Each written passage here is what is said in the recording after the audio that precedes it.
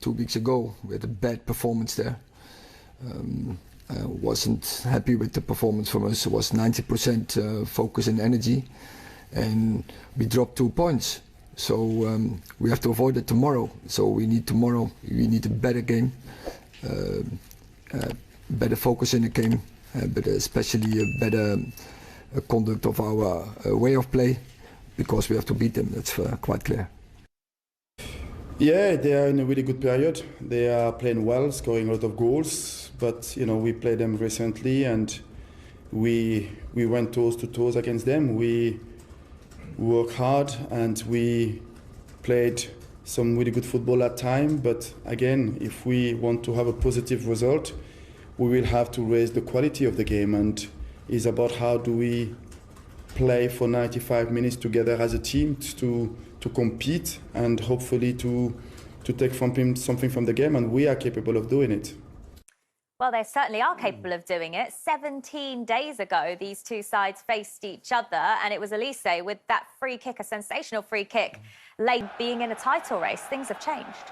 Yeah, ever so slightly. Not much, because they're still in with a chance. But Ten Hag mentioned there they were at 90%, and if they were at 100% playing against Palace that day, they would have walked away with the 3 points. They were wasteful in front of goal. They created a lot of chances. They were dominant on the ball.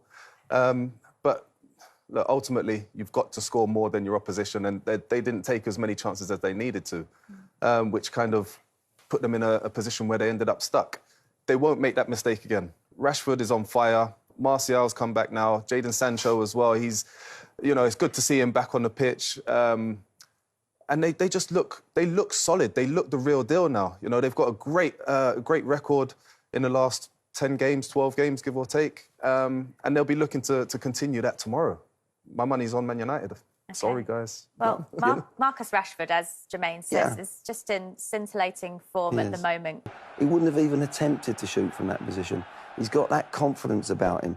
And Man United have got their mojo back again, without a doubt. But for me, Rashford has been a massive reason why, but Casemiro has been different class.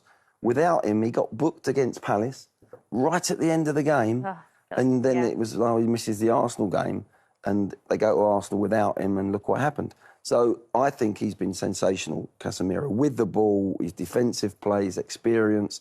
That midfield now can go up against any team.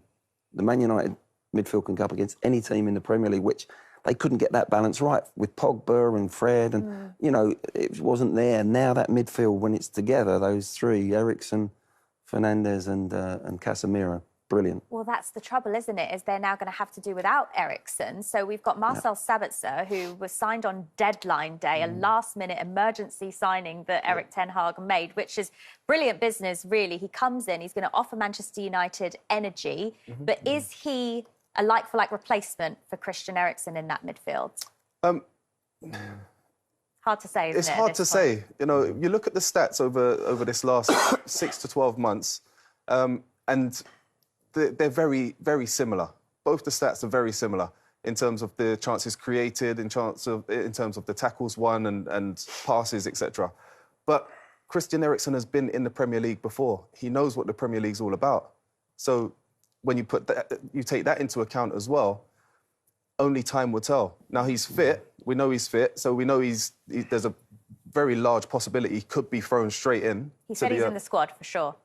He could be thrown straight into the starting 11 with Christian Eriksen being out now. So, it's Ten Hag will only put him in if he knows he's ready, if he knows he's going to be capable of doing a very similar, if not better job than Christian Eriksen. So long story short, I don't know. We'll soon find out. I think he's a very good player. He's not an Eriksen. He can't see passes that Eriksen sees. He can't produce things for Rashford, for movement ahead of him like that. He's a runner with the ball, uses the ball really well, but he's not a similar player. And I think he would go on the bench. I don't see him starting, because I think if he goes past Fred and McTominay, for instance, straight away, he's got to think about that as well. And Sabitzer's got to be eased in, I think. He's one of them players that has to be. Leipzig, he was excellent. But his career at band has gone Yeah. backwards, really. OK.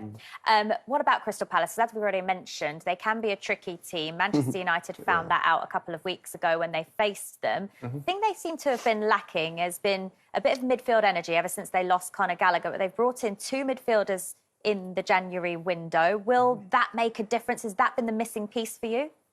Conor Gallagher not signing up again for another season is a huge loss. You mentioned the energy that he brings, the box-to-box movement, the creativity as well, and it gives the players around him that opportunity to just go forward. And they scored a lot more goals last season at this point than they have currently, mainly down to him. Wilfried Zaha is going to be out as well, so that's a huge loss. He's one of those players that carries the ball really well. He draws fouls, he brings other players in, and he's a threat in front of goals. So something's not quite clicking at Palace at the moment.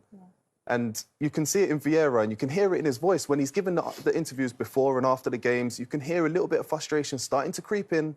Now, Palace, I'm not worried about them going down. They're one of those teams that are going to win a game, they're going to draw, they're going to lose. They're going to win, they're going to draw, they're going to lose. And that's just where they currently sit. So they do need to get somebody like a Conor Gallagher in the middle of the pitch to give them what they're lacking.